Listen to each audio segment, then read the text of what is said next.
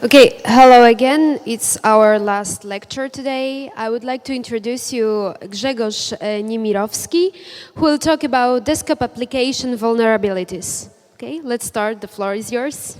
Okay, hello. My name is Grzegorz Niemirowski, and I like to tell you about some popular vulnerabilities.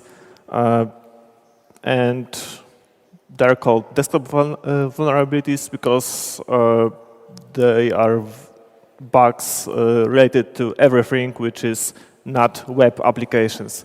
So operating systems, tools we use, bugs, also bugs in kernel itself. So all kinds of stuff which is related to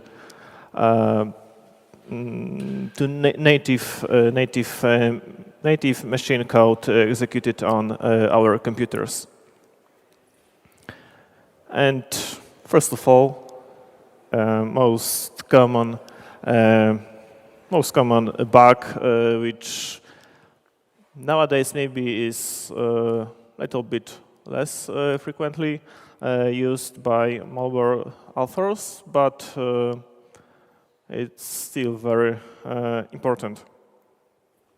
So a little bit about calling functions on most operating systems. When one function calls the other function, it must put some information on stack. For example, first of all go parameters which are passed to the function, and then goes the return address. So when the called function finishes and returns, it knows where to return. Then we have previous stack frame, and there go variables used by called function. They can be some variables like integer or something, and also arrays, some buffers. And usually, like for example on Windows, stack grows downward to lower addresses. So when we write something to the buffer and we reach the end of the buffer and write past the end of the buffer, we can overwrite things like other variables, previous stack frame, or return address. And this is the place where the vulnerability hides. Because if the application doesn't check boundaries of the buffer and allows to write more data than the buffer can contain, it can overwrite return address. So, and at this moment, when the function returns, we would get jump to some arbitrary address delivered by attacker. So, in other words, attacker controls the EIP register, which contains address of the data to be executed. How, in general, we can exploit such vulnerability? It happens in many different ways, depending how application consumes data, how the input is provided. It can open some file. It can be actually everything, depending what kind of application we deal with. It can be some music file where And the application parse, for example, ID3 data in ID3 header in MP3 file. We can have some server which receives data from the network.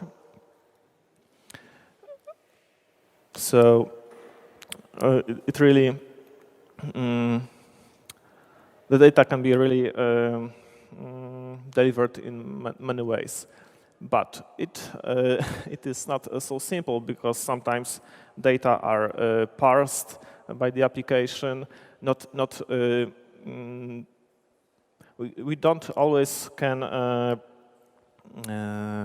send any data because, for example, if application parses strings, you can't assume that the data we send to the application will be unchanged because some bytes are, for example, ends of lines or mark end of string or end of some field. So we have to be careful. We can't always just send the shell code. The code we would like to get execute to give us access to system shell or do something else. So, so quite often we have to prepare the data so they can be executed. For example, when application expects Unicode data, then passing shellcode to the application can be quite tricky. Moreover, when we overwrite this return address, we have to provide address of our shellcode, and we don't always know this address because it can depend on the state of the application. And it can depend of operating system version or some other things. So it is getting more tricky, and then we have to look for some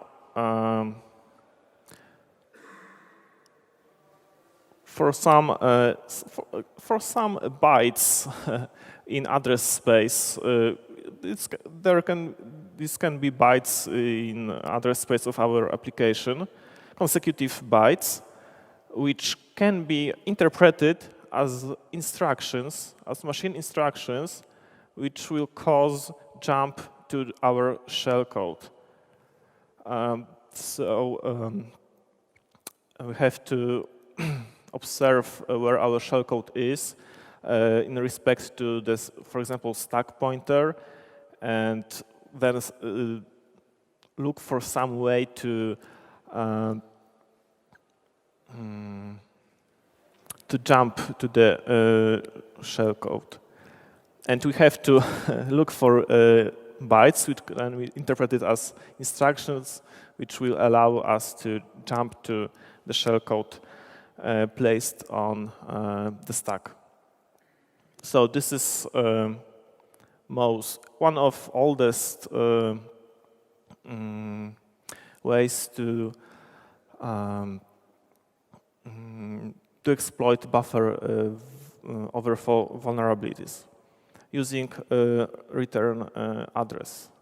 But we have also other places which we can override. In Windows, we have something called structured exception handling. It's an operating system function which has exception handling pointer to exception pointer placed on stack. there is actually a list of records pointing to consecutive handling exceptions, exception handling handlers. Also, Visual Studio adds builds on exception handling provided by Windows by adding own structures, own handlers. But everything is on stack, and we can also override it using buffer overflow and then redirect execution of the application to our shellcode. Buffer overflow is commonly thought about as something which happens on stack. It's very popular to think of this as as something connected to stack. But we have also Heap, place where there are stored structures, variables, or some arrays allocated dynamically. And in Windows XP, we have list of double-linked lists of blocks of various size. So we have on the left a list which is a list pointing to blocks of particular size, except of two first entries. So, for example, at entry 2, we have pointer to list of 16-byte blocks. And at offset 6, we have a pointer to list of 48 bytes blocks. Windows XP uses this structure to handle heap allocations. And the problem is that this is double-linked lists, and the problem is that these blocks have headers which points to next and previous blocks. If application allocates some data on heap, for example, some buffer, and there is buffer overflow vulnerability, it is possible to overwrite a block header of next block. We can overwrite links to pointers to next and previous block, and it leads to some complications.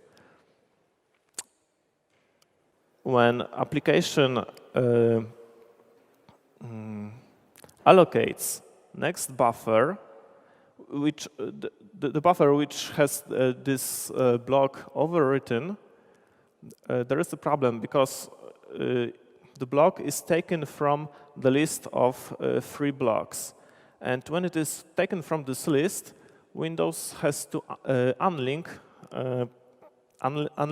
this allocated block. So on this picture, Windows allocates the block in the middle. And it has to update pointers in the left and right blocks, so they don't point to the middle one, but into each other. Okay. And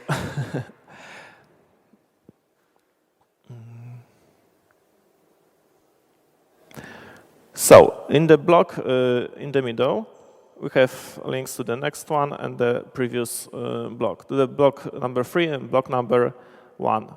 But these pointers are overwritten by some value provided by attacker. And when Windows looks for the block number 1, it uses a value, an address provided by attacker. And when Windows tries to update value, this field flink in the block 1, it actually writes to an address provided by the attacker.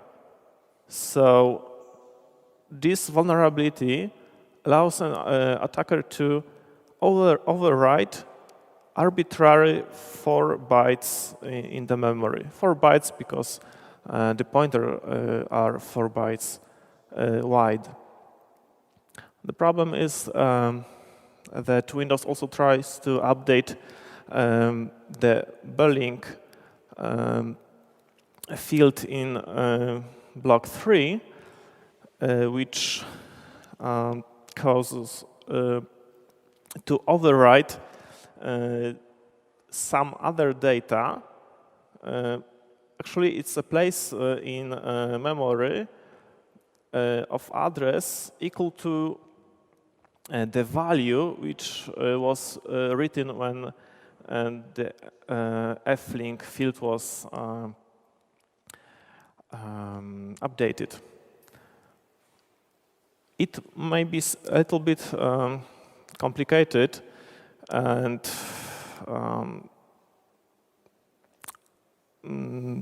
this vulnerability allows to overwrite only 4 bytes, and this is the side effect of writing other place in memory, which can lead to access violation. But still, this method was used successfully by malware authors.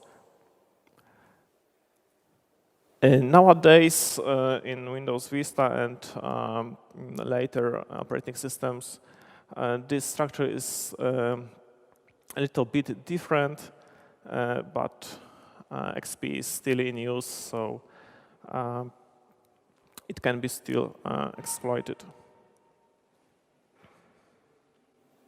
Okay, another problem, integer overflow. It happens where we try to write a value to a variable which is too small for this value. But there is also a problem with signed and unsigned variables. And here is a real-life example of vulnerability from 2010, which was spotted in convert deep section function from shim GVW library in Windows. This function processes graphical data and it first of all recreates header, BMI header. Part of this process happens in the first line, and then it checks a number of colors if it is not greater than 256 bytes or 100 in hex. The problem is that this CMP instruction takes the data from ECX register as signed data, value with sign. So we can provide very huge number which will be treated as a negative one. So lower than 256, and the check will pass. And next instruction will cause copying massive amount of data and overwriting of some critical places in memory.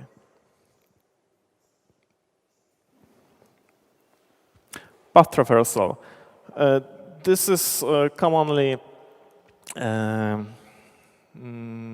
found in web application when attacker tries to access data which are outside of the location of the website.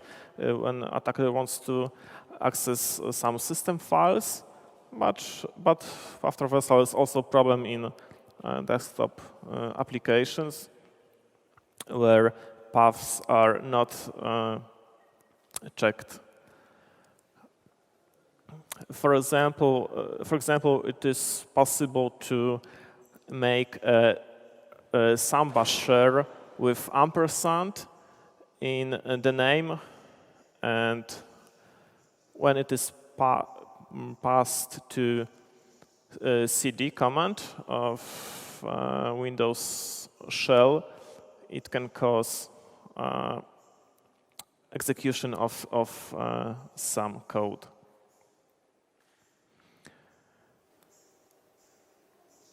Yeah. Okay. Another vulnerability. It's typical for, it's very common in web browsers, but not only. Use after free is happens where there is some object in memory which was used, then was freed, but there is still some handle for to this object, and this handle is used. But the object is overwritten by some data, for example, data provided by attacker, and we have a problem. Objects have a table of their methods, table of pointers to the methods. And when the object is freed, then this memory is treated as free, so it can be overwritten by attacker, and attacker can replace this pointer by pointer to his shellcode. Yeah, but we don't always know where this shellcode is. We don't know where is this object in memory. So we use a technique called Heap spray. It's just allocating huge amounts of memory on heap and writing their shellcode and pointers to this shellcode. But it is not in the way that there is shellcode pointers, because when the vulnerable application would try to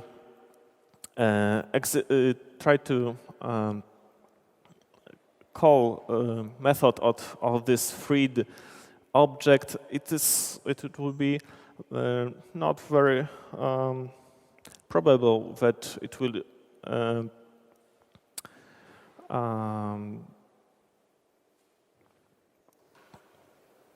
step into a right place in memory.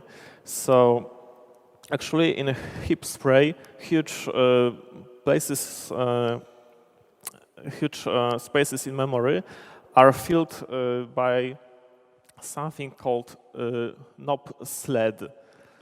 These are instructions which allow to just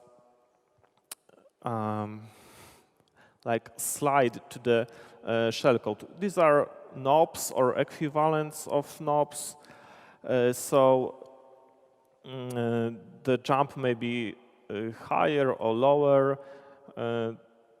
They will anyway redirect the execution to the shellcode placed somewhere in memory. Loading trusted libraries, it's something typical for Windows, but maybe it happened somewhere else. The problem is that in older Windows operating system and older Windows versions and in some insecurely written applications, some libraries were loaded not on the beginning of execution of application, but somewhere later, and they were loaded from current working directory, which can be changed. For example, when user opens some files. So, for example, an attacker can lure the victim into some network share to open some file where there is also some malicious DLL. And this DLL gets loaded and executed instead of the right one. Microsoft changed the way DLLs are loaded, patched some its applications, but the problem still persists in some software which wasn't patched till now. Time of check to time of use.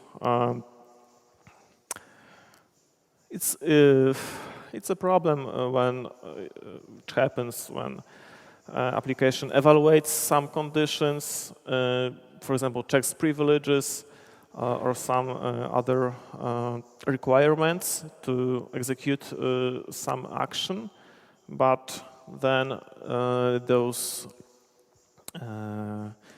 conditions changed in meantime. And here we have an example when application checks if the process have permissions to open a file, and then it tries to open that file. But in the meantime, and in both cases, this is done using name of this file. The problem is that in the meantime, this file can be replaced by a symlink to the other file. The attack requires good timing, good synchronization with the application, so the replacement is made in appropriate moment in time. Null pointer difference.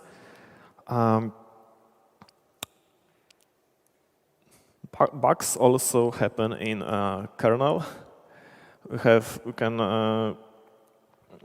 have null pointer dereference, and which normally would cause an exception, but there is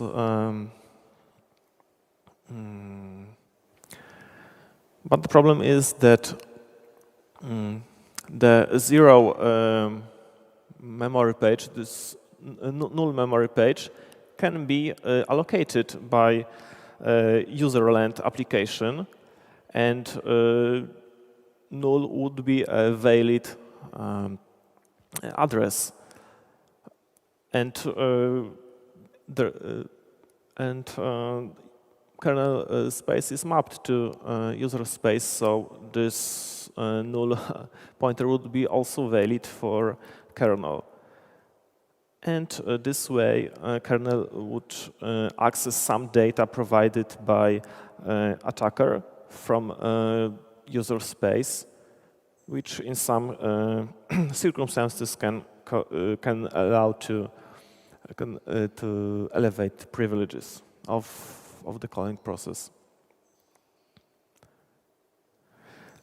Okay, and here is a quite general point. Because we don't have bugs just at a low level at the source code level, but also some mistakes in configuration, in used algorithms. So it can be improper firewall configuration, too high privileges for user account, or some things like this. And and we have example of application which was not written in very secure way. It's called share mouse. It is small tool used for sharing mouse and keyboard between a few computers, which can be even different operating systems. It works like working on multiple monitors, but these are different systems. Okay, so application sends broadcasts UDP, which contain IP address of the computer and its NetBIOS name. By itself, maybe it's not very bad because it's for usability. If we run the application on our computers in the network, then they can see each other and work without some special configuration. But in this way, it's very easy to find computers where this application works. This program can be protected by keyboard, by password, and this password is used to encrypt mouse and keyboard data. But the password is broadcasted in those UDP packets, so it's not secret. And the encryption is very weak because there's XOR and base 64, so it just doesn't encrypt anything. Mouse and keyboard data aren't sent by broadcasts, but still we can sniff them. The application also allows file transfers. We can just drag and drop files from one computer to the other just with mouse. And we can also share clipboard, but none of this data is encrypted at all, even if we use password. Moreover, we can actually transfer files. The transfer of files and clipboard data is done without any authorization. We can just connect the TCP port of any machine running share mouse and download any file to which share mouse service daemon has access. So actually, it's just anonymous FTP server with almost everything accessible. And we also can replace clipboard data.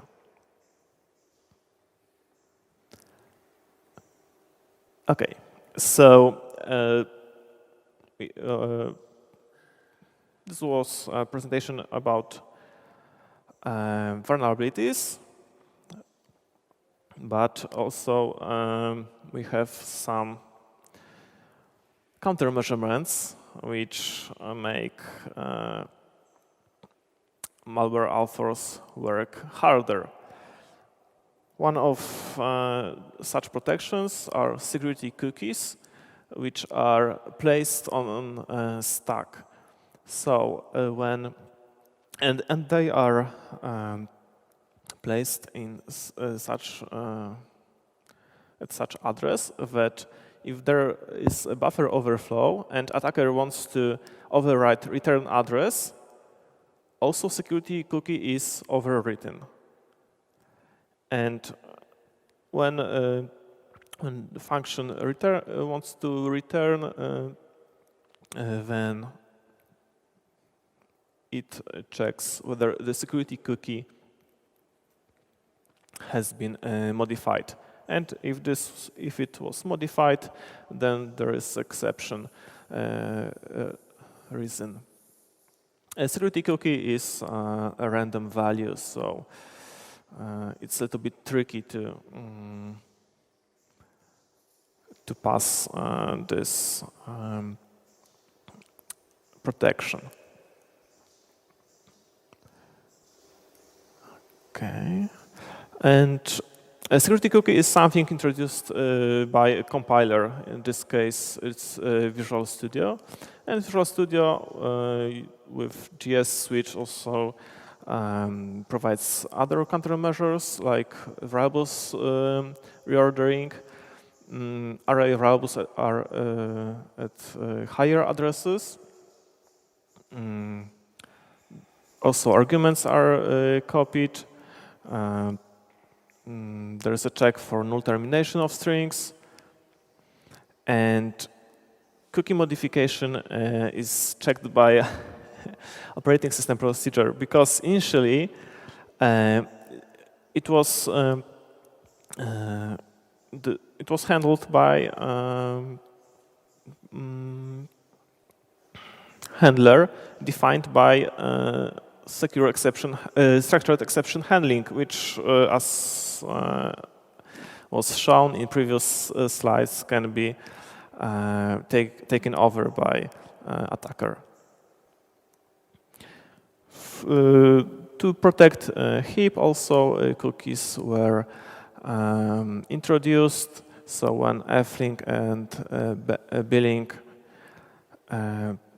fields are overwritten, then cookies are overwritten as well, and it can be detected. Also, Microsoft made some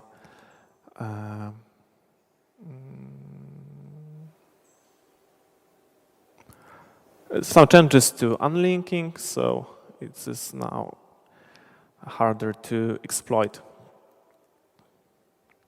There are other protections introduced for Heap. For example, this list presented for XP has been replaced by low fragmentation Heap. Block headers are encrypted. Cookies are checked more often in later Windows versions. Heap-based address is randomized using address space layer randomization. There is a detection of heap structures modification, which allow to immediate termination of the process. Allocation algorithms has been modified, so it is harder for attacker to determine how they will behave. For example, in which order blocks will be allocated. Yep. Another protection is data execution prevention. It's a hardware function provided by CPUs. It allows to disable executability for given memory pages, and if there is a try to execute code from such memory page, then we get access violation. But it also can be disabled by malware authors, and it is done by so-called return-oriented programming.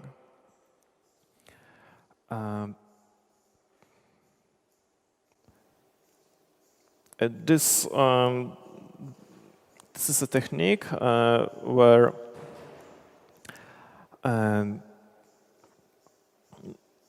attacker provides a list of pointers to places in memory where there are instructions disabling data execution prevention, and then there are instructions which cause return. So the next address is taken from the stack.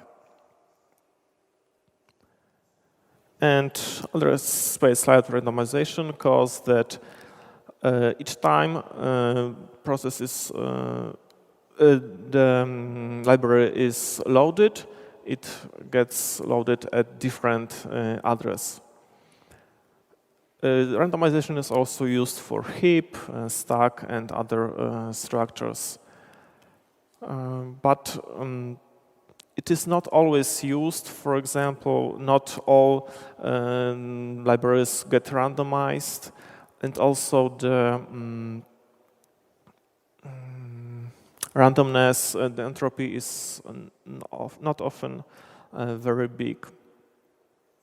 So it is also possible to bypass address randomization.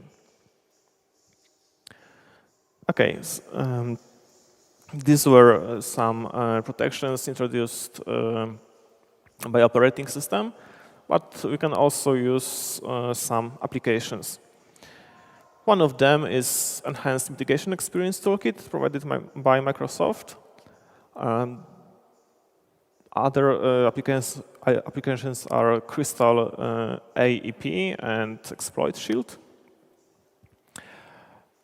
Emmet uses a technique called shims,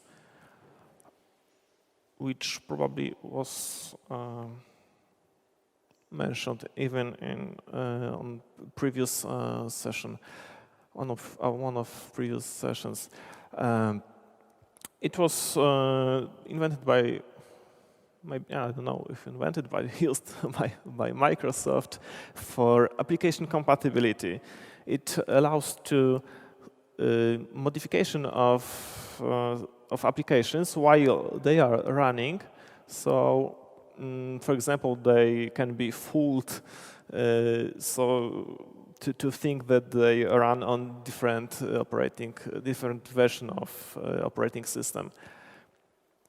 And here, Emmet uses shims to add some checks and other countermeasures to mitigate exploitation.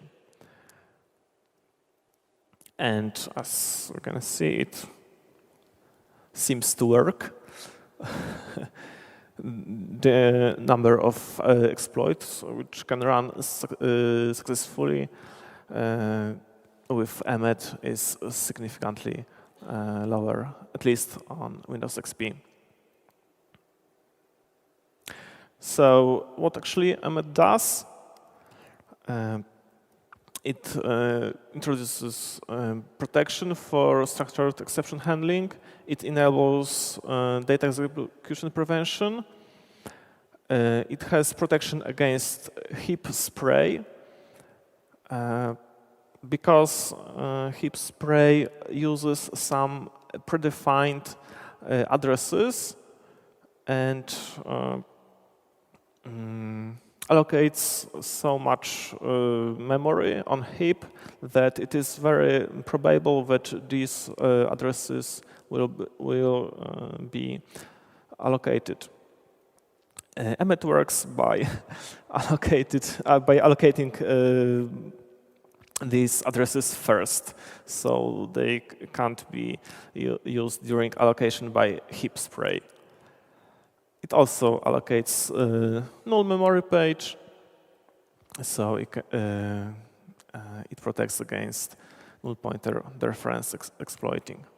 It also enables address space layer randomization. It protects tables of exported functions and introduces additional randomization. It is for emmet 3.0. There is a beta version of emmet 3.5, which has some additional new functions.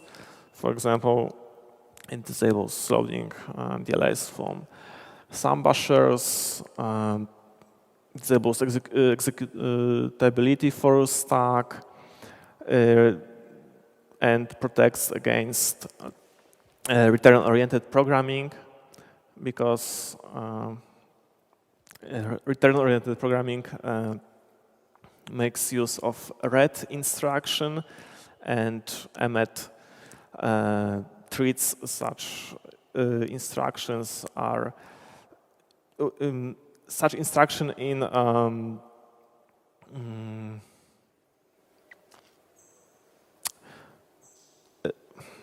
it treats them as suspicious where they are in places which are not commonly seen.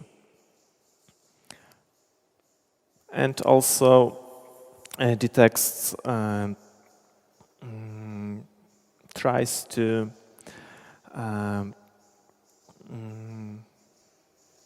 modifying ESP register which points to stack, whether it points to a shellcode provided by attacker. Thank you very much for your attention. Any questions? Okay. Wait a second. The secure cookie, you said that there is used, but where it's stored in memory, in application, because even if it's stored somewhere and it is used, then you can read it, right? Security cookie? Security cookie. What? Security cookie. Secure Yes. cookie. Where is it stored? I don't remember now. It can be in the thread execution block or some process or thread structure. So yes, it can be found by exploit, and I think there were some exploits which did this. Okay, thank you. Mm-hmm.